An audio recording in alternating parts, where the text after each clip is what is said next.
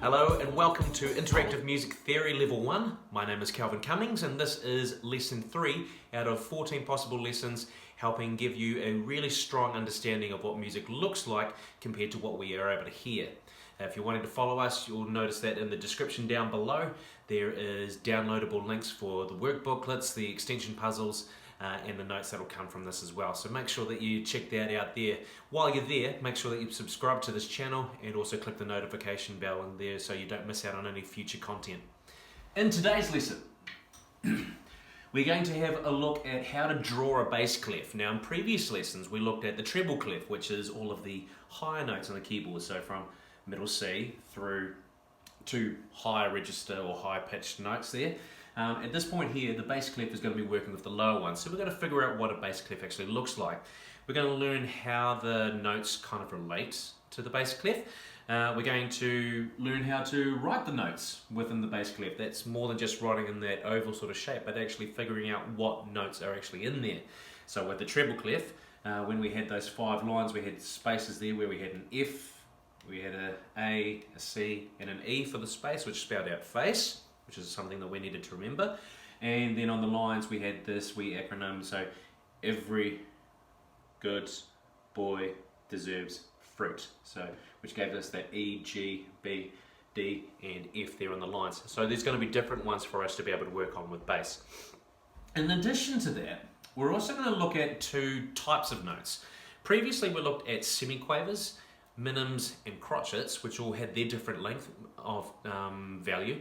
But this time here we're going to be looking at quavers and semiquavers, which are a little bit quicker and they're written a certain way, which I'll be able to explain during this video. We're going to have a look at some dynamic terms and signs. This is more kind of a direction of how to play a particular piece of music. So how loud or how soft we're going to play it. So there's a few key words that are going to be given to you during this lesson. And as well as that, we're going to be able to identify a rhythm pattern from its sound and match it to its notation. So that's those oral listening tests there again, so be ready for that. The work from today in your work booklet, as I said, which is downloadable in the description below, it's going to be on page 7, on page 8, page 30 and page 38. Right, so let's get a move on. So order of activities here, so we're going to have a quick revision of our treble clef notes. We're going to have a look at what a bass clef is. We're going to draw the bass clef, we're going to figure out where the notes in the bass clef are, we're going to have a look at what quavers are all about, semiquavers, we're going to have a look at dynamics, we're going to have a bit of an attempt at game tic-tac-toe or noughts and crosses, which will be interesting considering it's just me talking to you guys virtually there, so, but it might be something for you to be able to have a screenshot and play at home to be able to test your knowledge. There'll be that oral puzzle, that listening test, and we're going to have the extension puzzle there at the end to be able to reinforce some of the knowledge that's already been taught. So let's get underway. Right, quick revision on some of these notes. Now, when it came to being able to identify the notes here, the thing that I needed you to remember on that stave or staff, which is those 5 lines and 4 spaces, was that if a note was in the space here, it was an F, space here, it was an A, space there, it was a C, and space here, it was an E. Now realistically those should wrap down nice and neatly there. So in this particular case here, we could match some of these up. So that F is going to be on that lowest space of this one here, so we know that. We know that an A is on the second space from the bottom, so we can pop that note in. We've got the C here. Now that's the middle C, it's underneath on what's known as a ledger line, but we're popping in our C on this higher one here, like so. And in this particular case here we've got an E. Now I'm going to pop that up here. So there goes the ones that are on the spaces. We also had that acronym on the lines, which was, if you watched the previous videos, we had an E, which stood for every, and a G, try that again, which stood for good. We had this one here, which was a B, which stood for very good boy. Then we had this one here, D, deserves, and that top one there is F, or fruit. So every good boy deserves fruit. Now that's there just relates to when we are using this treble clef. Okay, so this is just a revision of our previous work. So let's see what we can place on this chart here. So we've got nothing for D. Now that, according to this, would be on the second line from the top. Now notice that with that I didn't go too big like that, because by doing that what I'm showing is that it could be on the space there, it could be on the space down there, it could be on the line. We're wanting it to be on the line, so I'm going to get rid of that and I'm going to put it in properly so that we can see about a wee bit of a gap at the bottom and a wee bit of a gap there at the top. It is plain and simply on that line, not on the space but on the line. So there goes a D there. We've also got, I'm missing G. G there is on our second line from the bottom, so same rule applies. Make sure that you're not going too high or too low or too large, that you start taking over other spaces. And we've also got a B here, which is in that middle line. Now, these aren't the only places that you could have chosen. What we've also got is we've got kind of a stepping up motion there. So you'll notice that we're moving up throughout our notes logically. So we've got C, then D, then E, then F, then G, then obviously we start our new octave, A, B, C, D, E, D, E, and so forth. Now you'll notice that with these notes here, they're going from a space to a line, to a space to a line. Every time you move up one note, you're moving from either a space to a line or a line to a space, wherever it happens to be. So let's have a look at that D. We've got the C here, which was on the ledge line just before. That means that this D note could potentially be here as well. So that there is a C note, middle C, and that's the D which is just above that middle C. This one here, it's like a really high version of that D note. That one there could also be called a D, and it is right up from that. Using that same method, got that E note here, we were on the space beneath, now we're on the line. So same thing again, so we've got this line, space, line, space, line, space, all the way through. And you'll notice that we can also do the same with these higher ones. So there goes that D that's on that line. If we wanted to find that high version of that C or a high C, we could go just back a wee step and pop it in there, into its space. That there is a high C, it would totally work. Moving ahead, so we were a line there for the D, we're on the space with that E. That means that F would be, that's right, this would be on the line here. That G would sit on the space at the top, using the same idea. That A is going to be on the line. Now notice that with this here, I don't have another line. So what I'm going to do this time round is I'm going to pop what's known as a ledger line, and that note is going to sit on that, like so. Okay, so that there, one ledger line just above that treble clef, is an A as well, just as much as that is. Then, using the same principle, so here goes that there. If that's on the line, we're wanting the note just higher than that, that B. Here goes my B there. And if I'm wanting an even higher version of that C, that's the space, so we're going to sit on top of the line here. So, what you will notice here is that we've got a nice stepping sort of motion as we're walking through all of those different notes. Alright, using this face for the gaps there is kind of a hunting ground for those ones, and using every good boy deserves fruit to be able to help us with those ones on the line. Let's move on. So, with our last lesson, we looked at this here, noticing that a clef is placed at the start of a piece of music and it determines the pitch, how high or how low that note happens to be when we're looking at a musical stave. So this one here, from our previous lesson, we already knew is called a treble clef, so it's working with these higher notes. The other name for it is a G clef, knowing that it starts being written on that G line, and it also traditionally had kind of a G kind of shape. It doesn't really look like that now. I suppose you can kind of see it like that. Now this here There's a different symbol. This here is known as our bass clef, which is going to be a big focus for this lesson, which is also called an F clef. All right? Now, knowing that, the reason for it being called an F clef is that when we are starting to write this out, it's starting on the, well, in fact I'm going to do a larger one here so you've got a really clear picture of this. So here goes my staff. Starts on the second line from the top. So here goes my line there. Kind of a little bit of a dot. Don't have to go too crazy. You go to the left and then you go to the top line.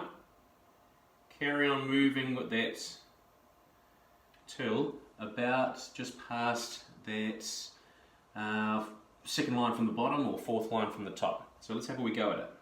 So, oops, I'll just have a re-go of that again. It does pay to use pencil for this sort of stuff here so that if you do make a mistake you can come back to it. So that's only part of it. What we're missing also is these two dots to be able to represent kind of exactly where that F location is. Now you notice with this, I've started off with that second line from there, wrapping it around to the top line, carrying on, and then I kind of stop about halfway in this particular space. A dot right in the middle here, and a dot right in the middle of the second space from the top as well. Okay. Now, what I've given you is some of these to be able to trace. So on your page 7 of the workbooklet, which is available by clicking on the link down below if you haven't already got your own copy of this, is a line of those which you can trace. All right, it may feel very elementary or primary school, but it's a nice way for us to be able to get the technique correct. Then you'll notice that we've got a section down here where we've got a whole pile of blanks. You need to give me a whole pile of these bass clefs here all the way across. So get used to these, okay? Just as much as what we did with the treble clef last lesson, or the first couple of lessons there, we are this time here looking at the bass clef all the way through. So get yourself used to being able to get that structure. Once you've done that, we'll move on. Looking at this, still on page 7 of those workbooklets, we've got some of these which are correct and some of these which are just miles off. So we need to figure out exactly where we're going with these. Now this one here, definitely not going to be the case here. For one thing, it's only got one of those dots. Second thing, it's not starting from the right location. So that case there, not going to work for us, okay? The next one, however, the dots are kind of in the right place, so I'm kind of happy with that. What I'm not happy with though is where I've started. I've started from that middle line and I've gone the wrong way. So this time here, the second one will not cut it. We're still trying to circle our 3 clefs which will actually work this time round. So let's have a look at this one here. The dots are kind of in the right place. They could be a little bit higher. We kind of started from the right line, kind of. However, it's going the wrong way again. So that one is not going to cut it. Let's have a quick wee look at this one here. Now, has it started at the right place? Well, yes, it has. It started from that line, the second line down from the top on that stave or staff. It has wrapped up pretty much to the top there, so I can give that a bit of a tick. It carries down again and it ends up about the middle of that lowest space. So that part's correct. The dots, I would like them to be a little bit further up. However, out of everything that we've got here, it's probably going to be one of our more accurate ones there. So I would give that a pass this particular time round. Could be a little bit tidier, but in this particular case here, that would be an example of what a bass clef should look like. This next one here, is it going to work? Have a look at it. Of course not, because the dots are in the wrong place. We've got the dots here in those middle points. So that one there is not going to cut it. This one here, kind of cool. Like it's got like its own little pattern going on there. However, it's going around way too many times. Also going around the wrong way. So that one is not going to cut it. So that means that out of these 3 ones that we're going to circle correct, we've got 2 out of this bunch here which would work. Now having a quick wee look at it, this one would not. Why? Because that tail's going way too far down. This one here, yeah, I'm liking that. It starts at the right place, hits the top line, wraps around there, stops about midway through, and it's got the dots in the right place. So here goes our second. One of these 2 is going to be accurate. We know for a fact that it's not going to be the last one take a look at that loop. It's going all the way down. It should be a nice, tidy second line to the top line, wrapping down to the halfway in that space with those 2 dots. So there goes our correct bass clefs this time round. So all that work there on page 7. Let's move on. Now, a bass clef, as I mentioned before, is also called an F clef. Reason for that is that because it starts in the F line, that second line from the top, but it also determines the position of where that note F happens to be. So, knowing that from here, which one would these be? Would be an F in a bass clef. Where did we start for our bass clef? We started that second line from the top for that one there. So which one are these notes here? Nope, nope, nope, nope. It's this one here. So that there is an F note. Okay.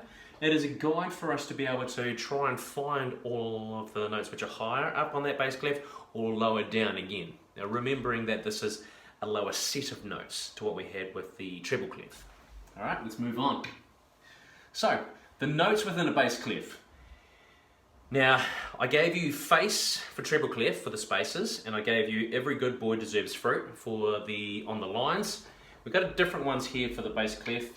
You know, whether they're words that will be able to get locked in your head, that's, you know, different people feel that it's easy to be able to come up with their own acronyms. However, this time round, if we're talking about the bass notes here, that G, that B, that D, that F, and that A, good boys, oops, do, fine, always. Okay? So that's going to be a way that we can remember the ones which happen to be on the line. So that's good, that G is on the line. B, for boys, it's on that second line from the bottom. Do, that middle line there, fine. That second line from the top, we already knew that because it's on the bass clef there anyway. That's where our starting position. And always that A just above there. You can come up with your own acronym. In fact, feel free if you've come up with one which is, you know, nice. Feel free to pop that in the comment feed down below. I'm sure you'll be able to come up with one that'll be easier for you to remember. Now for the notes and the spaces, all. This is definitely one for anybody who lives out in the country. So all A for that bottom space. Cows, that's the second space from the bottom. Eat, that's the third space from the bottom, or second space from the top. Grass, and we've got that G note up there in the top. Okay, so all cows eat grass. That one always gets stuck in my head, so that one I think we could be pretty okay. But again, if you have another acronym that is going to help with these bass clef notes there, feel free to pop that in the comment feed down below. So, let's put all of these notes in place. Now we've done this with treble clef notes in the past. Let's have a look at how it works in with these bass clef notes. So, knowing that we work from line to a space all the way through, we're going to do that this time. So this time here we're going to be stepping down from middle C. So this note here, that's actually a middle C on a bass clef. So what we're going to do here is we're going to step down from that. Now think, what's the letter which comes before C, or the note that comes before C?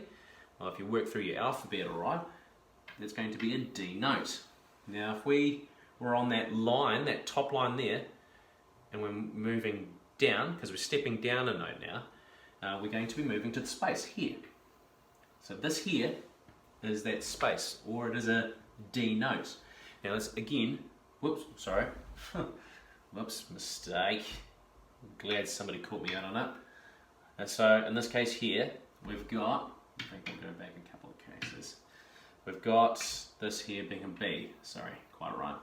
And that works on that space there. Whew, that was embarrassing. Okay, so before the letter B, what comes before the letter B? Well, that would be the letter A.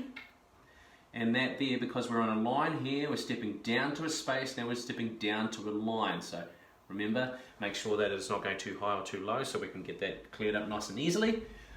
Going down again. Now we can't go backwards in the alphabet, it's not like we start at Z. So we go up as far as G notes within this, which I've mentioned in previous lessons. So within this here, we're working on the next octave of notes. So that's a G there, we were on a line here, so this one here is filling the space. Okay, there goes that G note on a bass clef. So stepping down, so we've started with C, move down to B, move down to A, move down to G, and we're doing much the same sort of thing.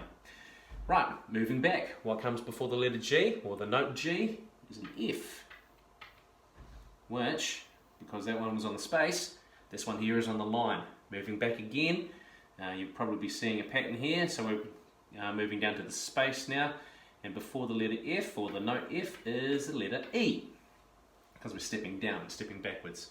Before the letter E, if you're working your alphabet, so A, B, C, D, E, so that one there is D, which happens to be on that space right here, which means we've got one more to be able to finish off this octave, which is going to bring us down to a C. This is a low C, okay, which is filling up that space. Now that's us stepping down from middle C. What we're going to do now is we're going to step back up, which is kind of just the opposite of this. So rather than starting from the top and going down, we're going to go that way. So, going through our notes, and we could use this as a little bit of a guide. We know that we've got C would be followed by a D, would be followed by an E, would be followed by an F, would be followed by a G, which then starts off our next octave there, which would be an A note. We've got a B, we've got a C, and it looks like that's as much as we're going to be looking for today. Now, to get this, because we're stepping up from that low C, so this is kind of us moving up this way this time, that's on the space, we're going to be moving up to the line. Alright, try to keep it as middle as possible. I could have probably done that a little bit better. In fact, I will do a bit better than that. So there it goes, a little bit of space below, a little bit of space above. It's definitely on the line, so that makes it a D on that bass clef. Moving from the space to the line, where is our E? That's right, it's going to be on the space there. Moving up to our F, it's going to be on the line just above. So we keep progressing further up, one step at a time. So each note goes up one more space, or one more line. In this case here, we're going from that line of F on the bass clef going up to a G at that point there. Now we're carrying on, so here goes our A, which is going to be on that space, sorry, not the space, that line. We're going to go from the B, which is going to be here, and then we're going to go to that middle C. Now a reminder, middle C is on a ledger line here. Alright, so that there is these notes stepping down from middle C, and it is our notes stepping up from that low C. And this is all on the bass clef. These are the low notes. And if I was going to match that up to something else here, we're talking about, rather than middle C, which is this one here, we're talking about these notes here. So here goes our middle C, travelling down, well, using those notes there. And if we were travelling up, like what we did in this case here, that's our low C. We're travelling up to a middle C, which would look like this. So that's C, D, E, F, G, A, B, and then goes our middle C again. Alright, so that's how we're working with this. Let's move on. So, see if we can match the notes. Knowing what we know, that one there being middle C, well that's going to be a nice easy one there, so we already know that. But have a think about some of the phrases that I gave you there before. So, for the space one, all cows eat grass. A, C, E, G. Well, was any of these a G? That one is. And by the looks of it, all cows eat grass. Well, here we go. Perfect. So, there goes our G note. Already sorted. Now, we're looking at some higher notes here by the looks of it. So, knowing that that G there is in that space, the one which would be on the line just above it would be the next note. We're starting off a new octave, it would be that A. That's right. Which, by process of elimination, nice and simply, would mean that this one here, which with that A being on that line, that top line, move up to that next space, that gives us our next note, which is a B. Alright, so in this case here, that one's going to match up to a G, this one matches up to an A, this one matches up to a C, and this one matches up to a B. And all of that information there is on page 8, just as much as this stepping task here. All of that is on page 8 there of your work booklet. So, let's see if we can write some of these notes in, knowing what we know. So, where is a C? Well, we could choose a C from here, so we know all cows. Then we got a middle C could be used here as well. That's up to you which one you want to use there on page 8. Then we've got A. So A could be either that one there, so all cows eat grass, or we could be popping it up onto this part here. So that was, remember, good boys do fine always. A there for always, so we could be doing that. So good boys, so we could have a B here, or we could have a B there. So there's a few options which are available to us in regards to these notes. Now the differences between these notes, that's your low C, that's your high, or that's your middle C, and that one there is, and I'll just bounce here, we had that low C. If it's an A which comes before then, it'll be this one here. Okay, so that's how that kind of matches up, rather than that higher version of that. Let's have a look at these ones. Now, we've kind of already got some of them solved. We know where the B notes are from just looking at the one there at the top. So we've got that one there, and we've got the space just on the top there. We know that with A, we've got a space there, or we could have chosen to pop it on the line there. But where are these G's?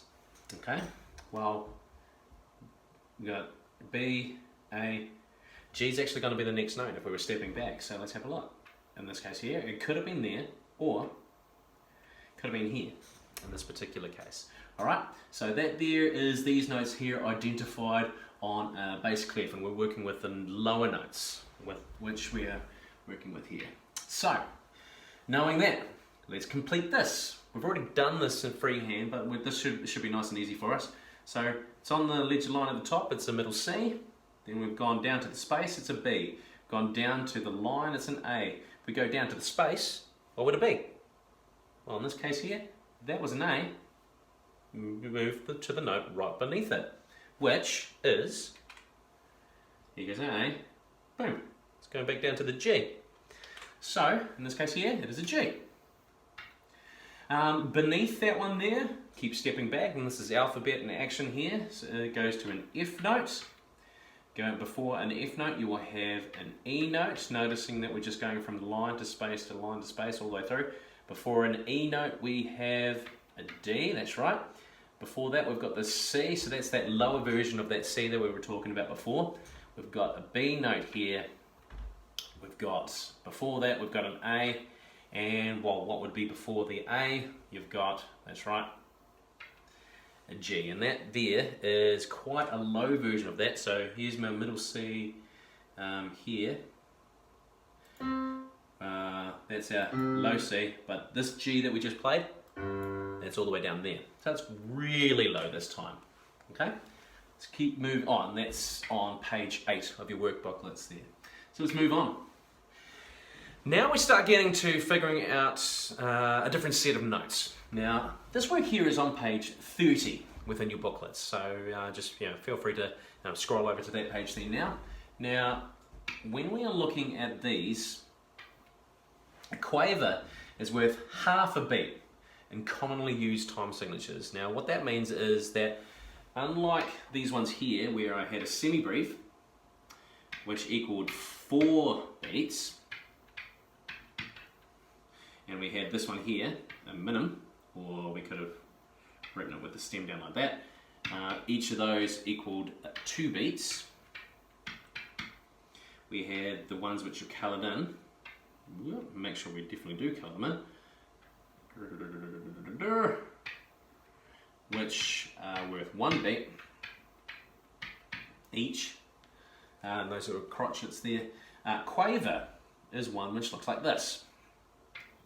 So much like what this crotchet was, but we've got like a little bit of a tail on it, just one tail here. So this equals half a beat. Alright, so we're starting to get into fractions. This is where music and maths really tie in really closely with each other. So if you're really good at maths, then awesome, this is going to help. If you're not good at maths, this is going to help. Okay. Equally, much like these ones here that you could draw them upside down depending on what we were doing here before. If we're doing one of these upside down, here's my dot. The stem goes down on the left hand side there, but the flick, or the tail, still heads on that side there. So that's something that you'll probably need to get used to over time there as well. So one quaver, which is what these ones here are called. So a quaver is commonly used within those time signatures there, and they're worth half a beat, okay? They have a tail on them, and as I mentioned, that just kind of flicks there. If there's more than one of them together, what we can do is we can start piecing them together with just a beam to be able to attach them. So you'll notice one here, we got that one, and they got that single beam at the top. But we can also beam more than two of them together. So that one, and that one. Each of those would be worth half a beat each. And the reason I'd know that is because there's one beam which is connecting the whole lot. Okay, so that's worth a half, that's worth a half, that's worth a half, etc, etc, etc. Okay, because it's got that beam at the top. Okay, so these are all quavers. Now, let's have a bit of a practice with this. Reminder, so we're doing the single quavers here at this point. So coloured in dots. Let's go straight up, and there's a little flick on it at the end. So that's your little tail. Do a few of those. 1, 2, 3, and I'm going to go fourth one here.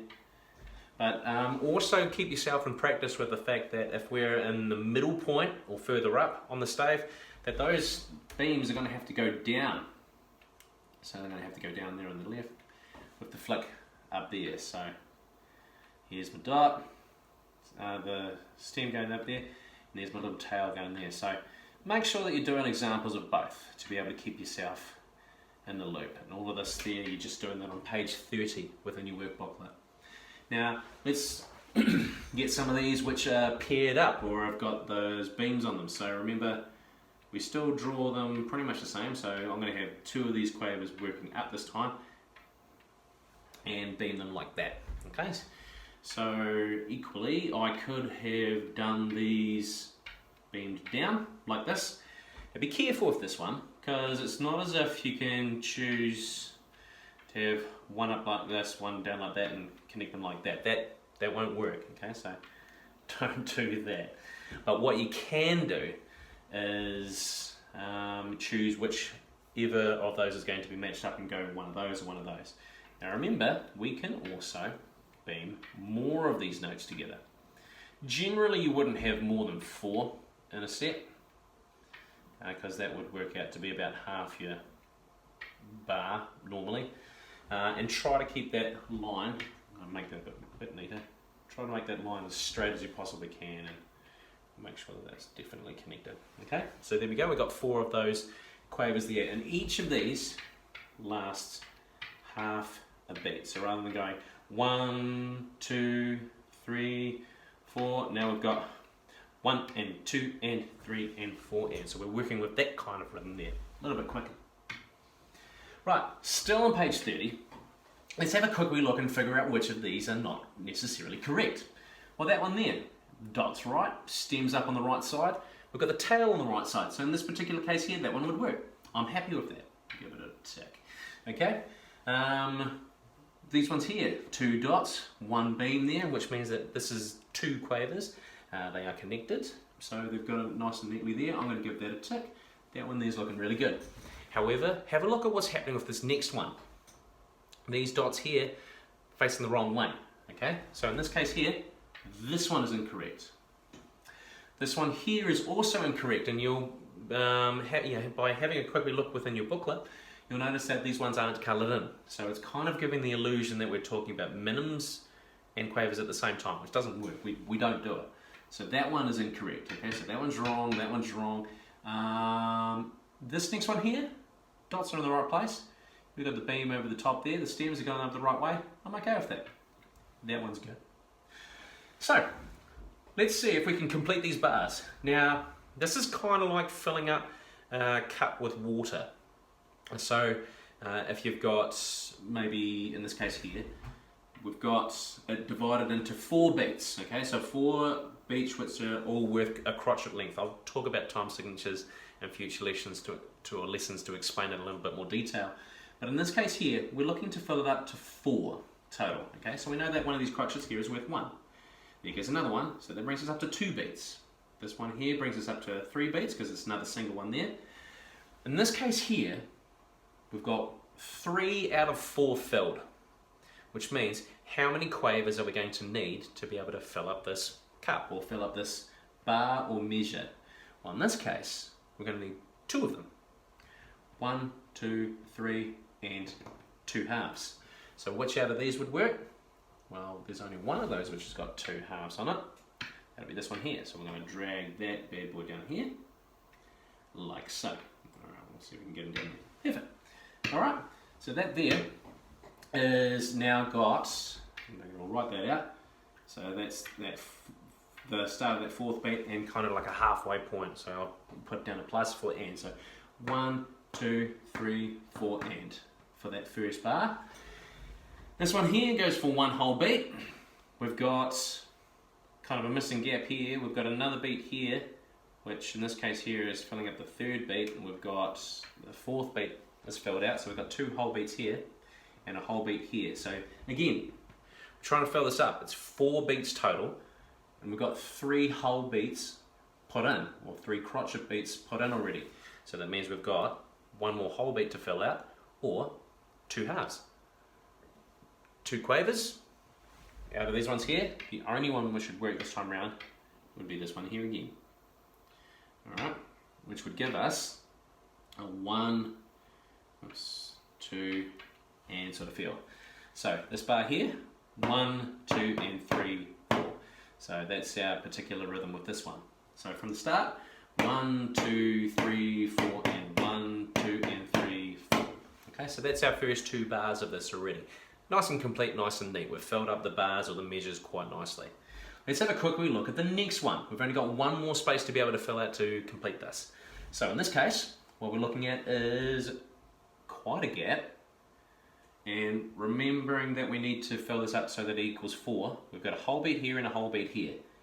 Knowing that we've got 2 holes, or 2 whole beats, or 2 complete beats here with these 2 crotchets, it's going to be filling up the second half of this. So there goes our 3rd beat and our 4th beat. But we've got 2 whole beats to fill, or 2 crotchet beats to fill. Now, how many halves equals 2 complete holes? Well, if you know your fractions well, or if you know how to divide things nice and evenly, a half plus a half equals 1, plus another half equals 1 1/2, plus a 4th half, there will get us up to 2. So in this case here, this one, which has beamed 4 of these quavers together, that's going to be the correct one for us, which rhythmically is going to go 1 and, so there's the first 2 halves of that first beat, and 2, and there goes the second half of that second beat there too. So rhythmically, 1 and 2 and 3, 4. Alright, so we can try that again. 1 and 2 and 3, 4. And this one here, remember its name? It was a semi-brief, that's right. And it goes for 4 beats. So that's going to go 1, 2, 3, 4. That fills up the whole bar itself. So let's have a quick look, clap through this here. So I'll do it once first up, then I'll get you to try and clap it yourself. So here we go, the first time around. 1, 2, 3, 4, and 1, 2, and 3, 4. 1 and 2 and 3, 4. 1, 2, 3, 4. Okay. So we've got some quicker ones here. We've got some slow ones here. We've got some single beats there as well. So try it one last time. Ready, 2, 3, and 1, 2, 3, 4, and 1, 2, and 3, 4. 1 and 2 and 3, 4. 1, 2, 3, 4.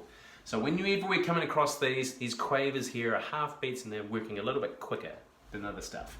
Let's move on to semi-quavers. Still here on page 30 of your work booklets. Now the difference here is that these semi-quavers are worth a quarter of the notes. So where we had quavers there before, semi, and half of, we're going to be working with half that amount. So quavers have 2 tails and 2 beams, and each of these equal a quarter of a beat this time around. And you notice that there's still a coloured in note, beaming up there at the top, 2 tails this time. And we've got this one here where we've got them connected so that each of these would be worth a quarter. So that's worth a quarter, that's worth a quarter, that's worth a quarter, that's worth a quarter. And I can tell because there's 2 beams on all of those notes, connecting all of those notes. Alright, so that there is a quarter as well. Now a reminder, we're doing this upside down, much like the quavers just before. Beam there, if you happen to be midway or further up there on your stave or staff, and you're flicking your two tails up that way there. All right, so that's semiquavers, and this is quicker again. All right, so let's draw some examples of that. So let's go one semiquaver. There goes one quarter note. We've got another, and we'll go maybe a couple. Whoops, undo that one. Couple down there. Remember, it needs two beams on it. Can go a little bit lower than that, I think. And so on. Right, let's do one where we've got them all beamed together. So 1, 2, 3, 4. Make sure you've got examples of each of these in your workbook. It will make your life heaps easier. And I've added 2 lines, not just the one line like what we would if we were doing quavers, which are worth half a beat, but this time around we're working with semiquavers, which have got 2 of those beamed lines. Right, so circle all the semiquavers below. Now, have a quick look at this. The clue we're looking for is 2 tails.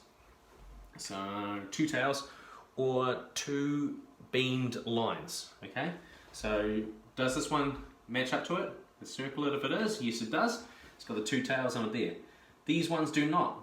They've all got 1 beam, which means they're only worth a quaver or half a beat each. This one here, however, has got 2 tails, so that one's a semiquaver. That one there is not. It's only got 1 tail, so that means we are looking at a quaver there. Semiquavers this time around, how can I tell? Well, because we've got the 2 beams sitting there at the top of that, so that's really important for us. That one there doesn't have a tail at all, so that means it's just a regular note. It's a crotchet, which goes for 1 beat. Now this one here starts tripping some people when they first look at this, and they start thinking, well, we've got 2 there, but we've got 1 here.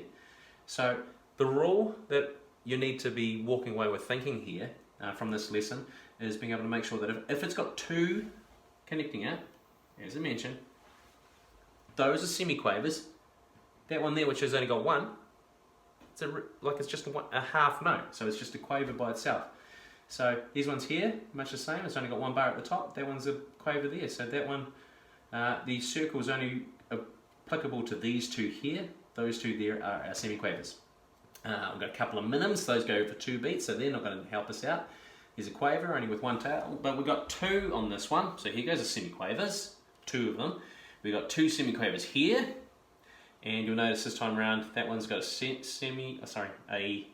single beam on that one there, but these ones have got 2. So there we go. We've got 2 semiquavers on that one there. Okay, so that's the way that we're able to identify which out of this particular line here are semiquavers. Now, let's move on. Now on page 38, we start exploring some of the written clues that are given to us by a composer or the person arranging a piece of music to let the musician, whether it's a singer, pianist, violinist, flautist, or flautist, any of those instruments there, to be able to give us clues as to how to play them. So with this one here, we're going to have a look at dynamics, which is all about indicating how loud or how soft a piece of music should be played. There's a few key words I want you to walk away with today, and these are all Italian terms. So that F symbol stands for forte, which means loud.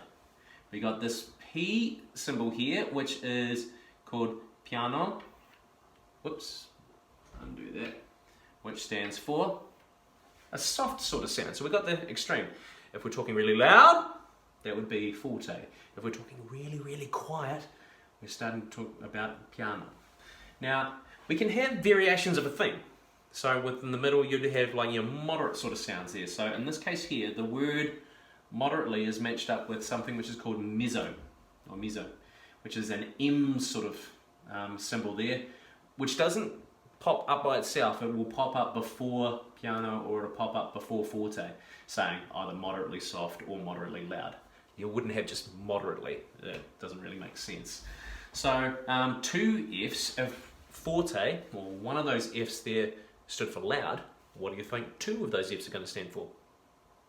That's right, really loud. So within this case here, the more of those Fs that you have, the louder it's going to be.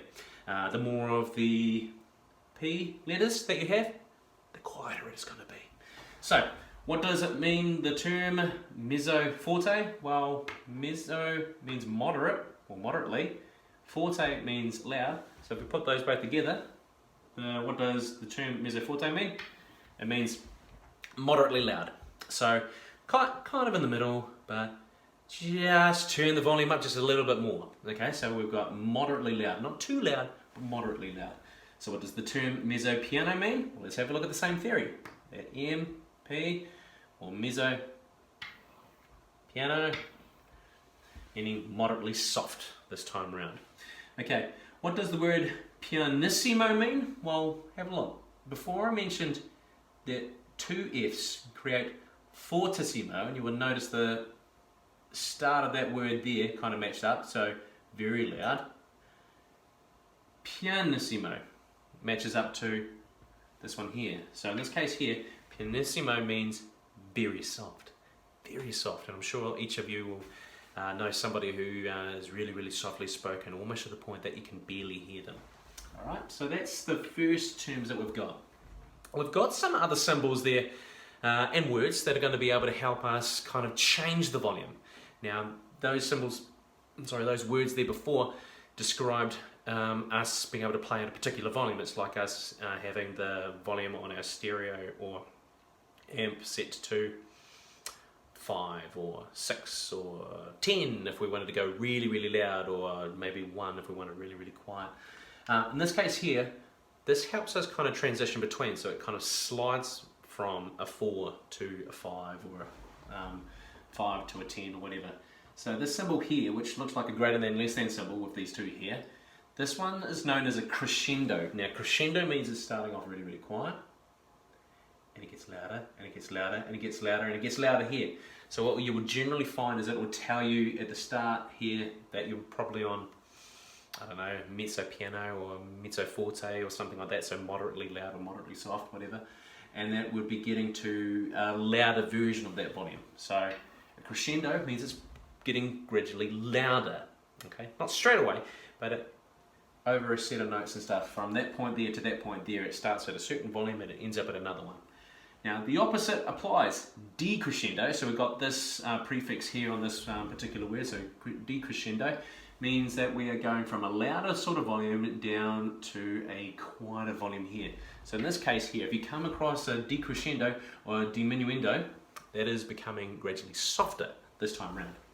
Now, the only exception to that rule is if you've got little symbols that look like that decrescendo, but they're just hovering above, they're not actually decrescendos or diminuendos. What they are is an accent.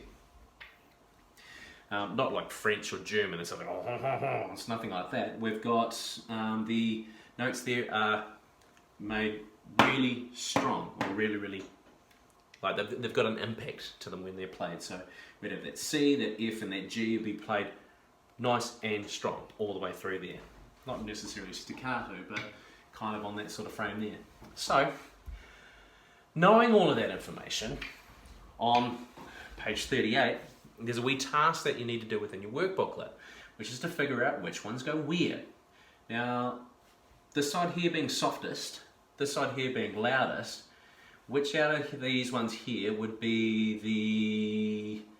Let's start off with the softest, okay? Now we know that piano, or that 1P, was soft, but we had pianissimo was very soft, which is 2 letter P's. So in this case here, that one, pianissimo, is going to be the softest out of these ones available to us. From that one there, pianissimo, or those 2 letter P's there, we go to piano, which is soft, okay?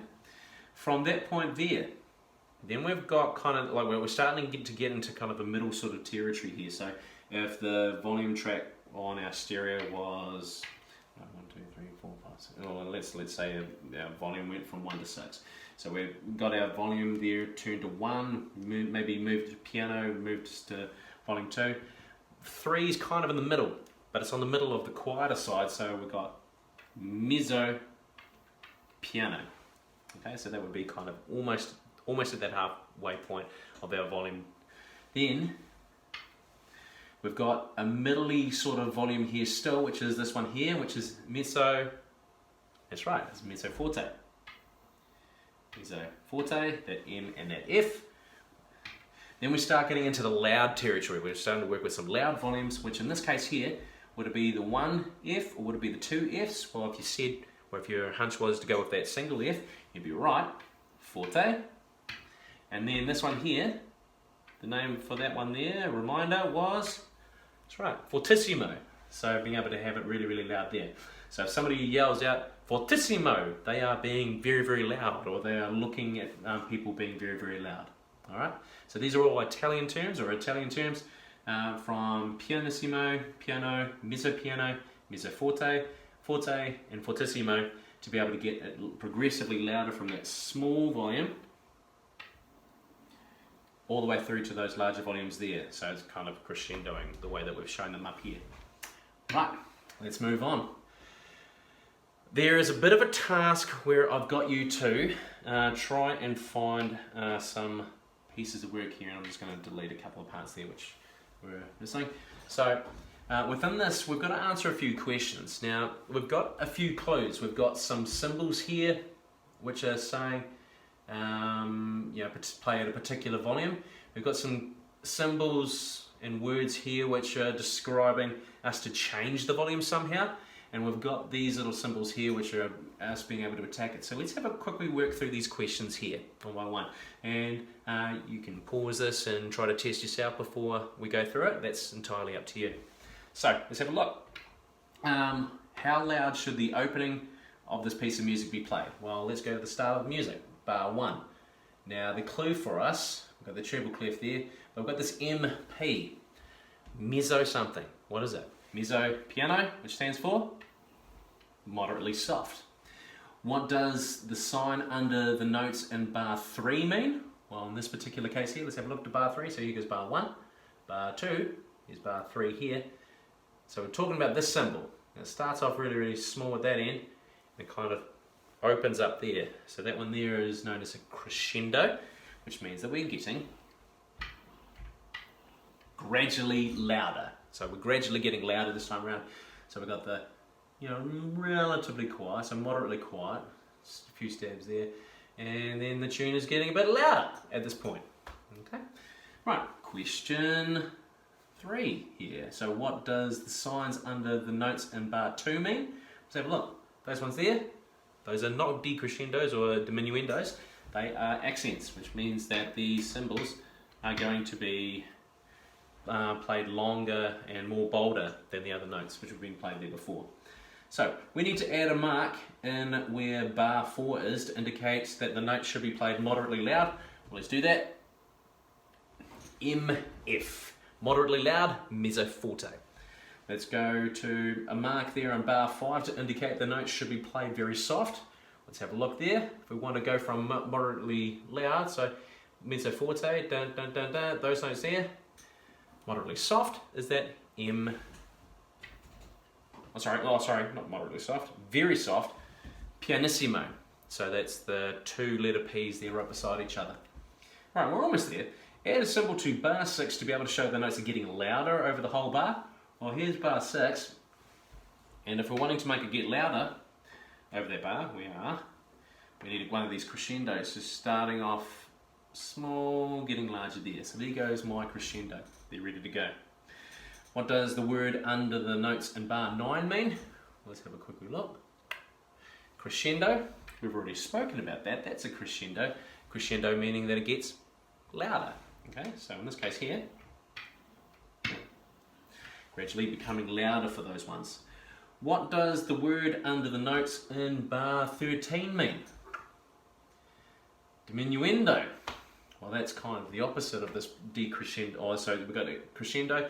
Another name for a diminuendo is a decrescendo, which means that rather than getting louder, this time we're getting quieter. So, get it becoming softer if that there. Let's have a quick look. How loud should the last note be played?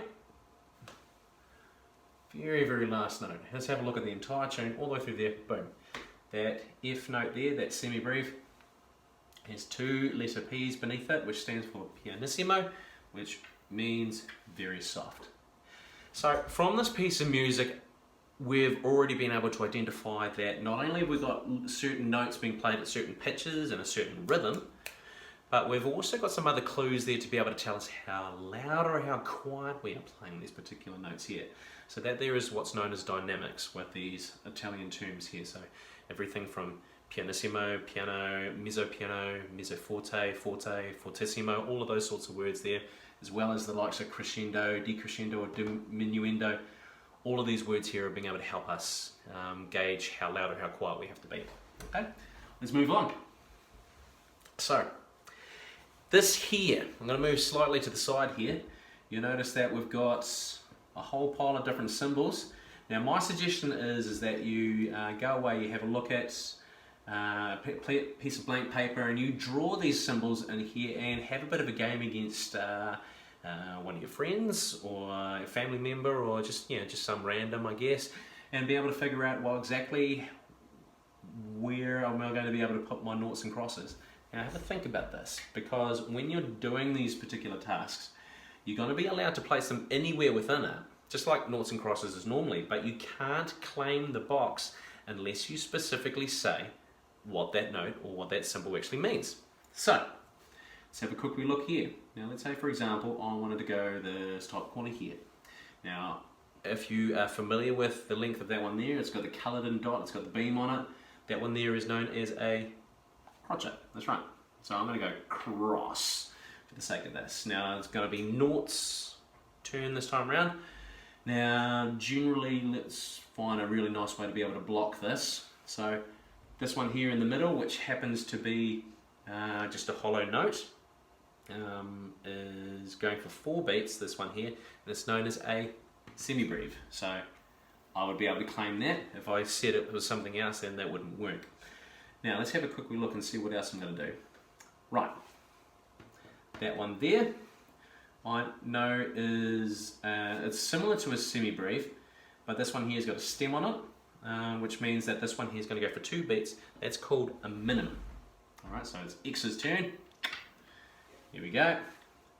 In this particular case here, I'm going to go, it's a no-brainer for circles, so I'm going to name this one here. That's 2 quavers, because it's only got 1 beam there, so like so. Now, it looks like this is going to become a draw, but that's fine. X is going to try and claim this one here, because that one there has got 2 tails. That means it's going to be a semiquaver, that's right. So we've got that one there. Right, now we're kind of in a tricky situation here. What are we going to do? I'm going to go this one here. So circle's going to claim this 1 tail one here, that's known as a quaver. X is going to try and claim, actually I could totally do something here. This one here, we started work on at the start of this lesson here. This is known as a bass clef.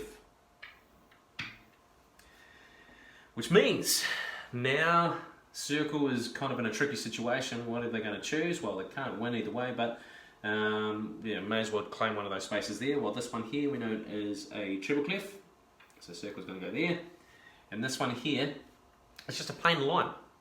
We have these separating our bars, so this here is known as a bar line. Alright, well done crosses. So have a go with that at home and just be able to kind of test your knowledge there and test your just basic knowledge of tic-tac-toe or noughts and crosses. We've got 5 audio puzzles that I want you to listen to this time. Now in here we've got A, B, C, D and E. With either whole beat notes, we've got some half beat notes with these quavers, we've got a semibreve over there, which means that one's going to go for quite a long time.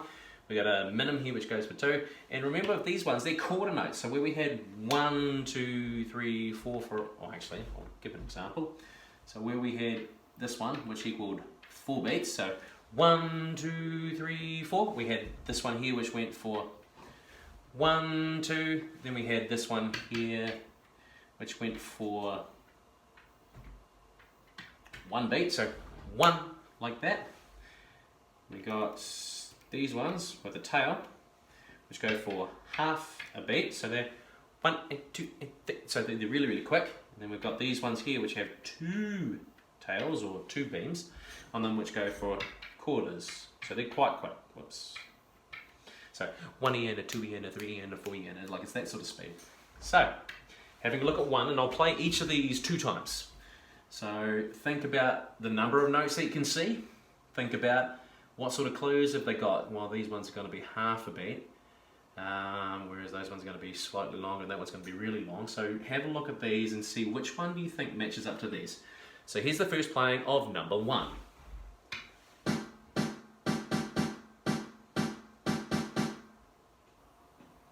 Okay, so there we go. There's the first playing of that one there. You might be counting the number of beats as you're going through. You might be seeing whether some of them are quicker, some of them are slower. Let's have one more listen to that.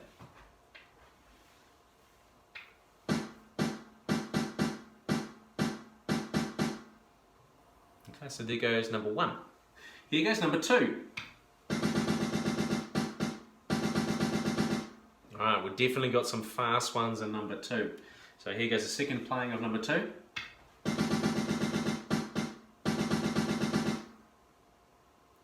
So then we've got a lot of notes in that one. I've got a feeling of what I think that might be.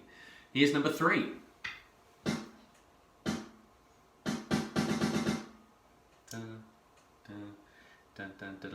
So we've got a bit of a rhythm there which will match up to one of those. Okay, here goes the number 4. Nice short one there. And I'm pretty sure you'll be counting your notes out as well. Here's number 4 one more time.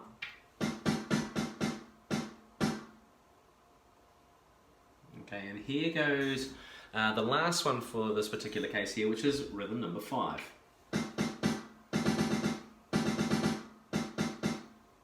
Okay, and one last playing there of that 5th rhythm. We should, by the end of this, have matched them all up in some way or other.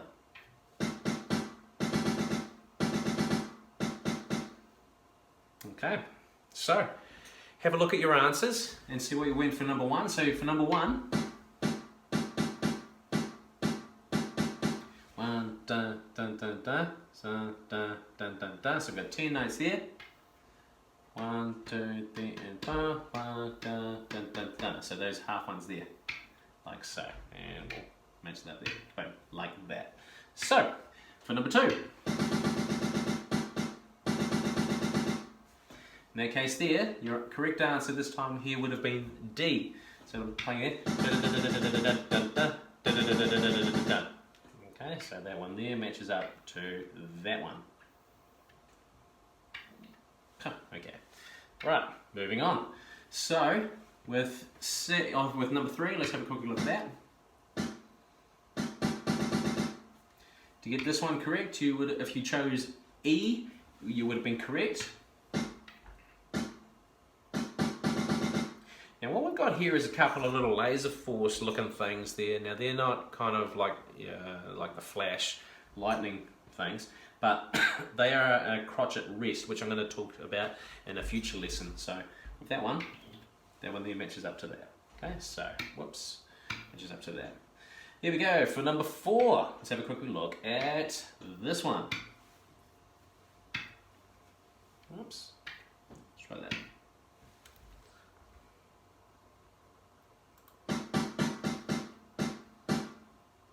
So out of that one there, your correct answer this time here would have been A. So playing that one more time. Dun, dun, dun, dun, dun, dun.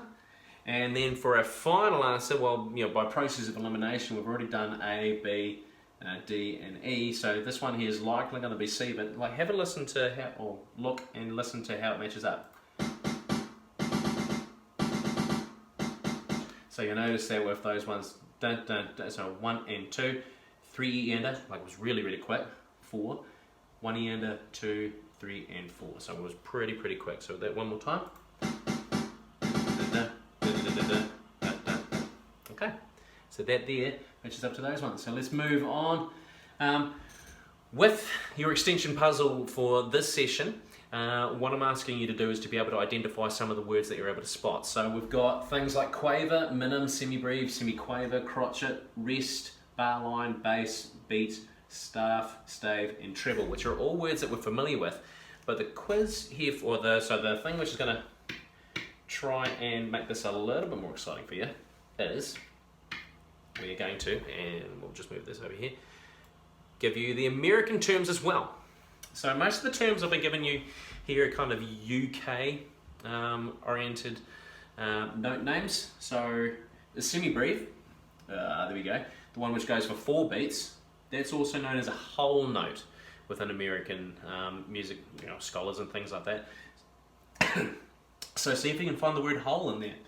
We've got a minim, which goes for 2 beats or half of that full bar. So there goes the American version of it. That's a half beat. We've got these crotchets here, which go for 1 beat each, but they also go for a quarter out of that full bar there. So there goes your quarter notes, which is what the Americans would say. See if you can find quarter in that.